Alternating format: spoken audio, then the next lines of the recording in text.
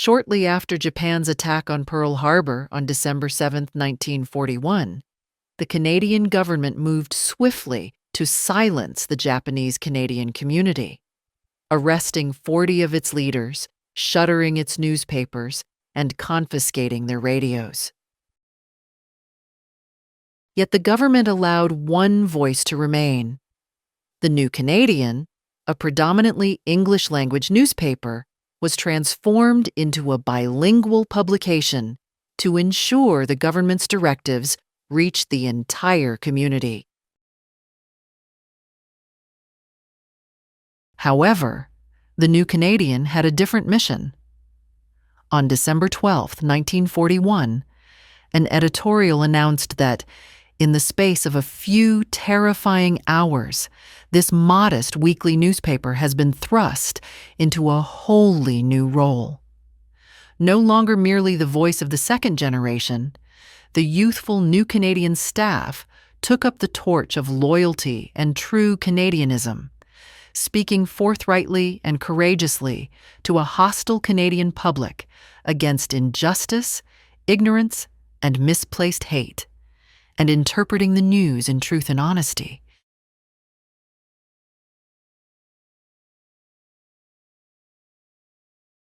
Some of the brightest and most creative minds in the Japanese Canadian community wrote for the New Canadian during the Uprooting.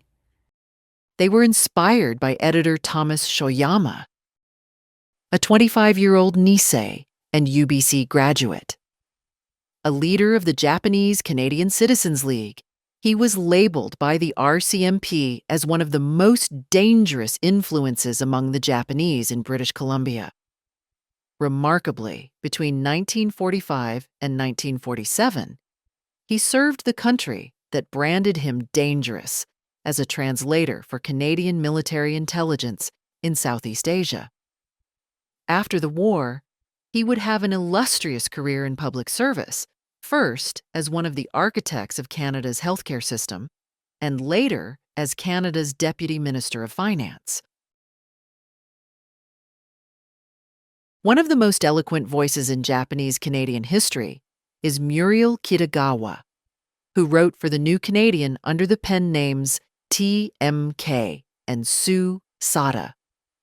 At the time of the uprooting, she was a 29-year-old mother of 4 young children, including newborn twins.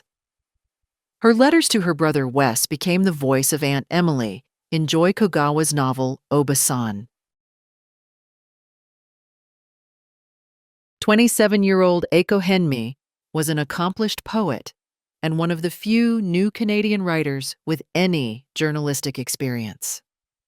As a student at the University of British Columbia, she had been a reporter for the student newspaper, the UBC, for 2 years.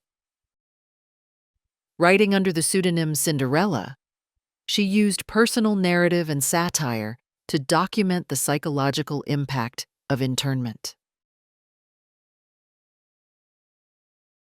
With previous experience as editor-in-chief of his high school newspaper, 20-year-old Frank Moritsugu started writing for the New Canadian during the uprooting. In 1945, he enlisted in the Canadian Army and worked as an interpreter for British forces in India. After the war, he wrote for Maclean's Magazine and the Toronto Star. A former mill hand, 20-year-old Roy Ito, wrote for the New Canadian before being shipped to a beet farm in southern Alberta. In 1943, he rejoined the New Canadian in Caslow, then began studies at McMaster University. In 1945, he joined the Canadian military and served as a sergeant with the Canadian Intelligence Corps in India and Southeast Asia. He wrote 2 important books on Japanese Canadian history, We Went to War and Stories of My People. Before the war, 30-year-old George Tanaka worked for Frank Moritsugu's father as a gardener.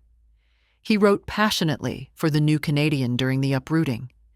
In 1945, he enlisted as a linguist in the Canadian Army.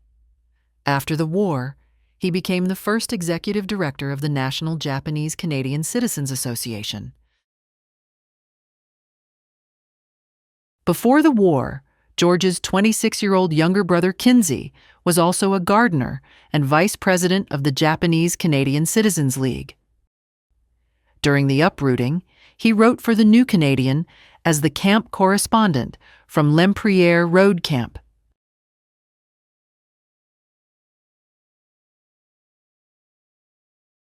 Simon Wiesenthal, Holocaust survivor and Nazi hunter, said that information is resistance. During the Second World War, the New Canadian's primary purpose was to counter a narrative of discrimination and misinformation by documenting the news accurately, free from propaganda, falsehood, and innuendo. In the tradition of resistance newspapers, Mahatma Gandhi's anti-colonial Indian Opinion, South Africa's anti-apartheid Vrij Weekblad, the Polish underground's Bulletin Informacyjny, publishing the New Canadian without interruption, was a remarkable act of cultural and political resistance. In painful and painstaking detail, the paper presented a historical record of injustice that challenged, critiqued, and corrected public opinion. On December 12, 1941, the New Canadian reported the casualties among Japanese Canadian workers on the home front. They included 1,800 fishermen, without any visible means of livelihood, facing a very uncertain future. 50 employees of 3 Japanese-language newspapers were out of work. All teachers in 59 Japanese-language schools in BC were unemployed. Section hands and redcaps were discharged from the CPR. Bellhops were let go from the Vancouver Club and other city hotels, and sawmill hands in the city were laid off. The paper also reported that plate glass windows were broken in moronic attacks on grocery and confectionery stores, and that there had been an attempted arson at a rooming house on Alexander Street. Throughout the uprooting, the New Canadian reported the news in a remarkably defiant manner. A front-page article on March 9, 1942, reported the impact of government machinery demolishing 20,000 harassed and bewildered people's lives into crumbling ruins. An article aptly titled, "Shops Closing on Ghost Street" described the visible toll on Powell Street's stores and shops, resulting in closures and clearance sales. A few months later, the paper reported that the lifeblood had been drained from the heart of the community, leaving Powell Street looking like a neglected orphan. A positive article on improved conditions at Hastings Park actually served to encourage resistance. The improvements had only occurred after prisoners held a sit-in to protest their rations of thin, starchy gruel. In June, the New Canadian reprinted an article from the province newspaper on a strike at the Geeky and DeCoin road camps, where Japanese Canadian workers refused to work, protesting the separation of families and delays in their pay. By republishing this account of direct resistance and its cost, 13 men were arrested and sent to a prisoner of war camp. The New Canadian amplified news of organized defiance. An adjoining article suggested this wasn't an isolated problem. United Church Reverend W. R. McWilliams warned that morale in work camps across the region was sagging lower every day.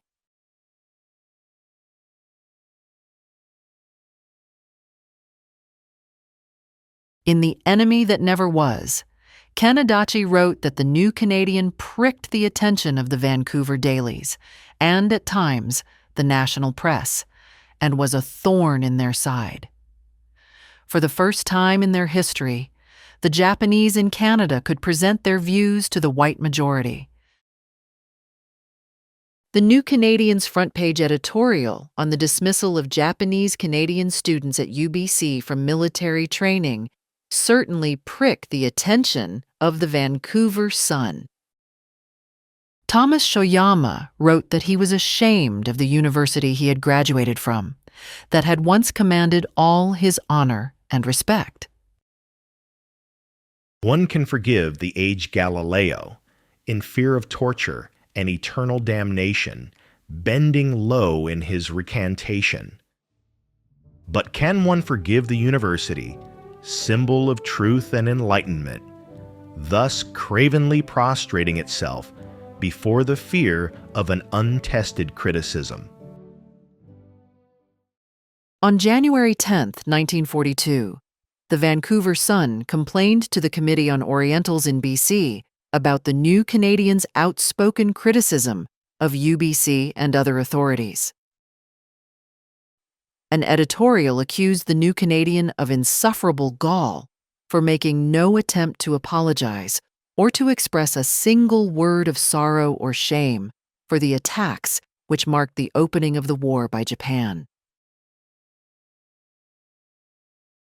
2 days later, in a signed editorial, Shoyama set the record straight, stating, "Let it be said that we do not apologize for the Japanese warlords because we are Canadians.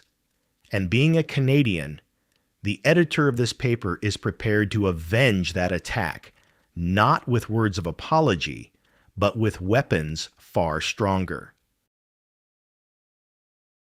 Shoyama added that his application for enlistment in the Canadian Armed Forces had been in the hands of military authorities for the past 10 months, and that his offer of military service still stood. In a February 11, 1942 front-page editorial in the New Canadian, Vancouver City Council's decision to refuse trade licenses to those of Japanese origin and cancel those already issued evoked comparisons to Charlie Chaplin's 1940 film, The Great Dictator, a satire on Hitler and the Nazis.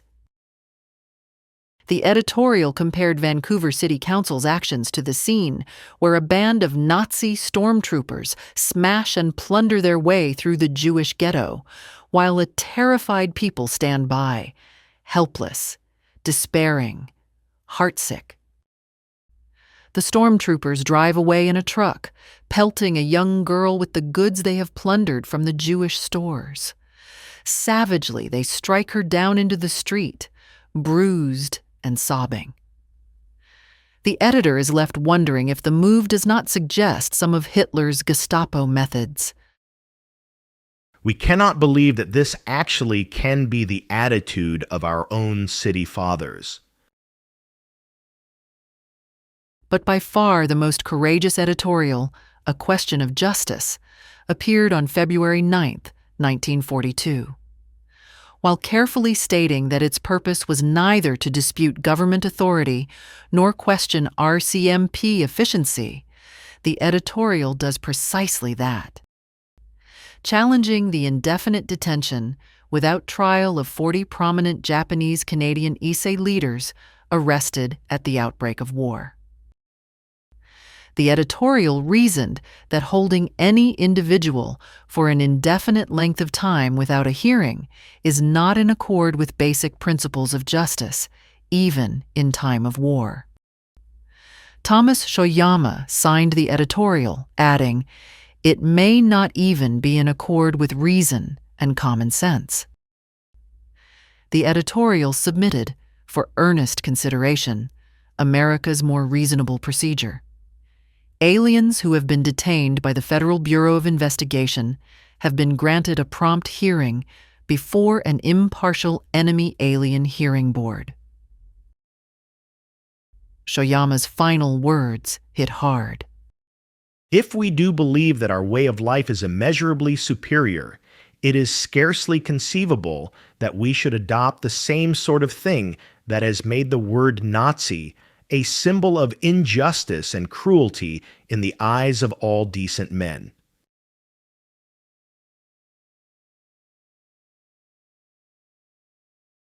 Poetry was neither filler nor fodder in the New Canadian. It was one of the sharpest and most sophisticated weapons in the writers' arsenals as they witnessed, documented, and exposed the injustices of the Canadian government. Muriel Kitagawa's impersonation of a drunk white man delivering milk in white neighborhoods on Christmas Day is an absurdist inversion of reality. Its silliness belies a devastating truth. While the milkman's only worry is that he doesn't trip and break a bottle, Japanese Canadians are terrified of being torn from their homes and separated from their families. Eiko Henmi, writing as Cinderella, wielded humor like a scalpel, dissecting the intimate absurdities of internment with surgical precision. Cupid Fled is devastatingly effective in its use of romance conventions, spring, moonlight, and young love, to document how internment made even basic hygiene and dignity impossible. He kissed her hair in the moonlight, and it hadn't been shampooed for a week, and then Cupid fled. By maintaining the ability to laugh, even when Cupid flees, she documents the one thing the government couldn't take away from her: control of her own narrative. She insisted on being the author of her own story, turning degradation into comedy, shame into satire, humiliation into art. The government could imprison her body, but not her mind. For Hen Mi, that was the ultimate act of resistance. Her poem, Tête-à-Tête with Santa Claus, published just 5 days after Pearl Harbor, adopts a childlike persona and whimsical tone to mask her coded political commentary on the things the community had lost overnight: their fishing fleet, their jobs, their newspapers, their schools, and their freedom. Acknowledging that one can't be fussy in wartime, she asks Santa only for stuff which money cannot buy: laughter, courage, love that knows no pride or hate, and peace that comes more softly than the rain. This wasn't the dangerous enemy alien portrayed in the headlines, but a witty woman flirting with Santa, claiming Christmas as absolutely hers. Her cheekiness was her resistance, refusing to be anything other than delightfully, impossibly human. While Kitagawa and Henmi wielded humor as their weapon, 22-year-old Mio Ishiwata wrote evocative poems about separation and regret. Written as families were being torn apart, her poems capture loss in real time. In When Night Falls, published just days after Pearl Harbor, peace is something that existed once long ago. In February's Flight, she's suspended like a spider in a jar, infinitely far from Earth and home. Her untitled poem admits there's no returning, no retreat from this separation. In October 1942, likely writing to someone imprisoned in a road or internment camp, she asks the question every separated family was asking: what are words without the flesh? Ishiwata shows us that resistance sometimes means simply refusing to let go, maintaining connection across impossible distance, even when words are all you have left. The anonymous poem Now We Are the Front Page, published on January 7, 1942, is one of the most powerful and defiant pieces of resistance in the New Canadian. It barely conceals its rage beneath metaphor and comes close to threatening violence. The fisherman loved his boat, knew her every mood. They were two souls attuned. He had dreamed and fought and saved for her. She was his livelihood. And now she had been taken from him, lying listless in some stagnant pool.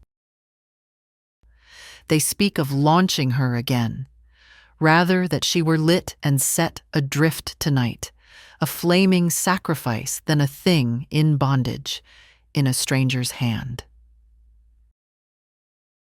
In the second part of the poem, he writes about his Canadian-born children who had been extravagantly loyal and warns, loyalty as passionate can turn to hate as deep, for trust betrayed is more dangerous than the sword. This was not a call for violence, but a plea for justice. In 1942, the New Canadian republished one of the most famous of all Japanese Canadian poems, Powell's Street Knows by Mark Toyama. Originally published in 1940, Powell Street is a metaphor for home. Powell Street knows and loves the light skip of children as they trip to school, when yellow and white are buddies. It is the center of their world, a social scheme that longs to be the nucleus of a grander dream. It is their Fifth Avenue, Main Street, Wall Street, and Park Avenue. For teenagers like Yoshio and Yaeko, it is their future as they truck on down a wandering street, light fantastic to a jitterbug beat.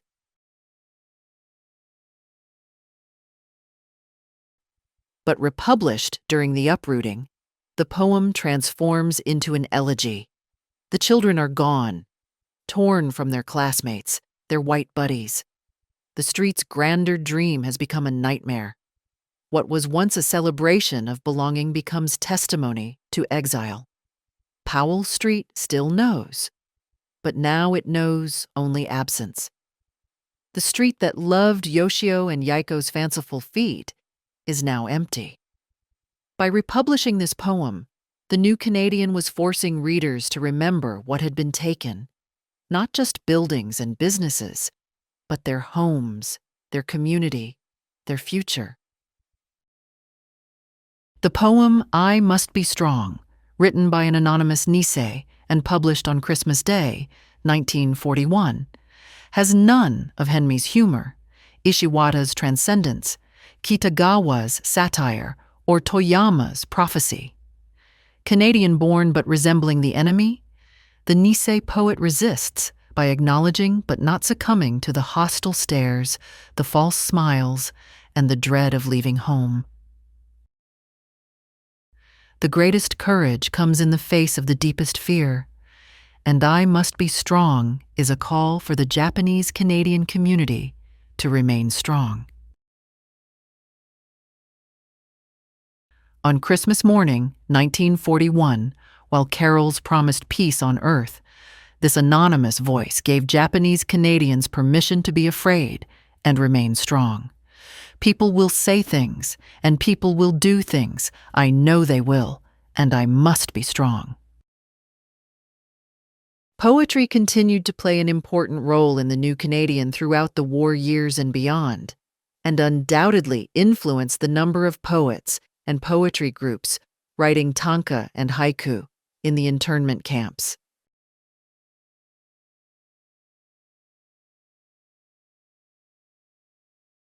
The New Canadian relied on respected allies and advocates to say what it couldn't. These voices, like United Church minister W.R. McWilliams, province newspaper editor W.L. McTavish, and lawyer Dennis Murphy Jr., could criticize government policies and defend Japanese Canadian rights without risking censorship or retaliation. On June 4, 1942, the New Canadian reprinted an article by Eleanor Roosevelt, wife of the U.S. President. We cannot tell the difference between a loyal and disloyal citizen, or between a citizen and a non-citizen, just by looking at him or his name, by seeing the color of his skin, or by hearing him talk. By publishing the letters and articles of their allies and advocates, the New Canadian found a way to keep vital dissenting voices alive while protecting its own survival. In the article, Trouble at the Pool, Vancouver News Herald journalist Jack Scott criticized the BC Security Commission's decision to make Brighton Pool, located beside Hastings Park, out of bounds for Japanese Canadian children. standing in the hot dust and uncomprehending are Japanese boys and girls. No, not Japanese. They were born here, as was the boy with the yellow hair. They went to our schools and learned our way of living, and were a part of it until war changed that. It is cruel and heartless and undemocratic to do this thing to boys and girls. This is the kind of fascism we are fighting against. In Germany, the pools and the water are out of bounds to the Jew.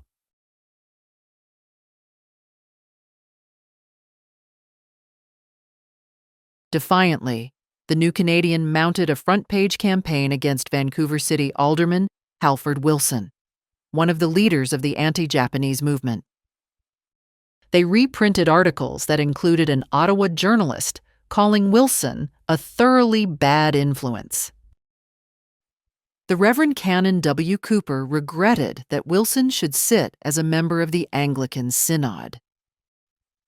When Wilson proposed that all Japanese be moved immediately east of the Rockies, Vancouver City Council almost unanimously condemned civic interference in a federal matter.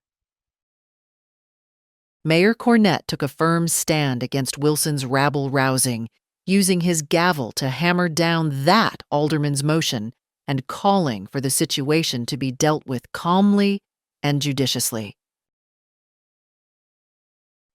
The most cutting attack appeared on January 3, 1942, in an article titled, "Japanese Bader Rides Again." Strategically placed below President Roosevelt's statement that it was stupid and unjust to fire honest and loyal people who, except for the accident of birth, are sincerely patriotic. The article mocked Wilson's grandstanding. While the President of the United States was deploring the falsely patriotic action of employers discriminating against workers because of their racial origin, Vancouver's own Alderman H.D. Wilson, remember him, was choosing the opportune time to jump into the local puddle to raise a big splash.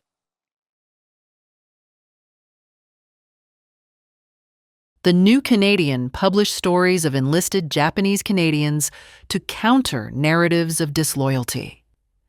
Just 2 weeks after Pearl Harbor, the paper proudly announced that Corporal Jack Nakamoto had become the first Japanese Canadian non-commissioned officer in the regular army. The New Year's Eve edition featured a photo of Japanese Canadian Private Joe Aida lighting Chinese Canadian Private C. Lee's cigarette. They had enlisted together, trained together, and would face the new year together in a common cause. In the same edition, Private Shigeo Kato said, "Canada is the country I owe everything to, and it's the one I want to fight for. All we want is a chance to prove our loyalty. After all, the outside appearance of a man doesn't matter. It's what is inside that counts." According to Training Officer Lieutenant Stone, 22-year-old Edmonton-born Nisei, G.K. Nakamura, was keen and intelligent and should go a long way, and S.P. Yamauchi was also doing exceptionally well.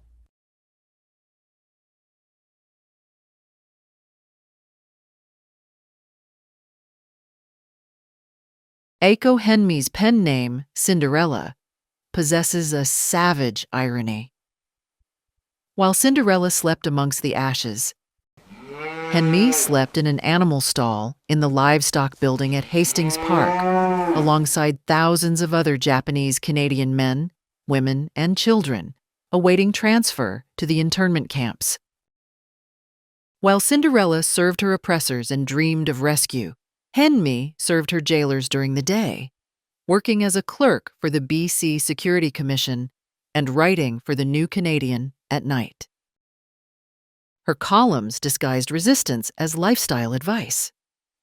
When the government separated all Japanese Canadian men from their families, she asked, "What are you going to do in a manless world when all the men are taken away? You will adapt. Just as you, as a rebellious Canadianized daughter, adapted to your old-school mother and your father's tirades. you will keep the same positive attitude you had when you didn't get a job because you were a Jap. On April 15th, 1942, she published a satiric guide to fashion at Hastings Park. Sitting on a straw mattress, scratching at imaginary fleas, Henme advises fellow guests of the government to pack practical items: Granny's woolen undies instead of silk, comfortable shoes for the endless lineups waiting for baths, permits, mail, and meals, discarded drapes to create privacy between bunks, and moth-proof clothes bags to preserve your dresses. On May 21st, 1942, Aiko Henme filed her custodian of enemy property form at Hastings Park. Registration number 00682. Under property owned, she listed one item: a portable Underwood typewriter, value unknown. No real property, no bank account, no safety deposit box. Just 3 $4 war-saving certificates she'd bought to support Canada's war effort. The bitter irony: the custodian of enemy property forced all Japanese Canadian adults to itemize everything they owned so the government could seize it or sell it to pay for their incarceration. Henme's typewriter became her instrument of resistance. In Cindy and the Custodian, she transforms this bureaucratic humiliation into satire. When the fictional official asks about safety deposit boxes, she responds, "Now, sir, you couldn't be serious." Henme told the Custodian she was taking everything of value with her. An education, no one can take that away from you. And my faith, slightly threadbare from too much wear and tear. And there's hope, somewhat tarnished over the past few months. And debts I can never repay to those who still have faith in me in spite of everything. But Henme's most audacious act of defiance came in the February 27th, 1942 edition of The New Canadian.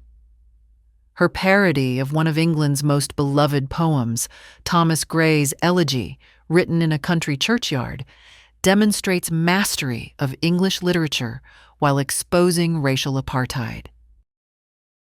By changing lowing herd to lowing Japs, she shows how the government reduced citizens to livestock. The refugee replaces Gray's plowman, Canadian citizens made homeless in their own country.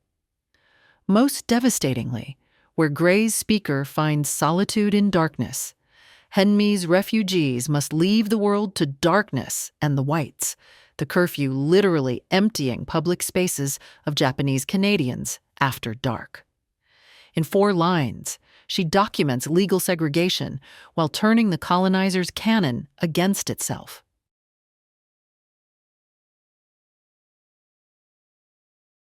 The community events calendar listed clubs, church groups, theater, music, weddings, obituaries, and birth announcements.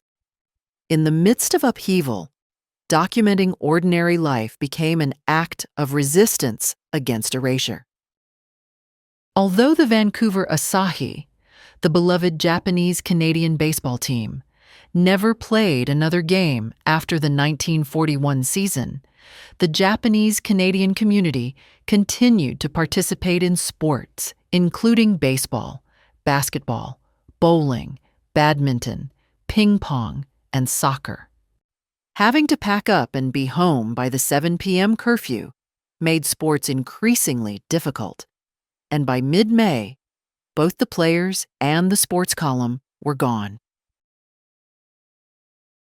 The New Canadian's Music Box column provided the weekly hit parade. Chattanooga Choo Choo by the Glenn Miller Orchestra was voted Favorite Song of 1941. March 9, 1942, was the day the music died. The seizure of all radios meant no more weekly hit parade and forced the columnists to say farewell. By mid-May 1942, news from the camps replaced local news.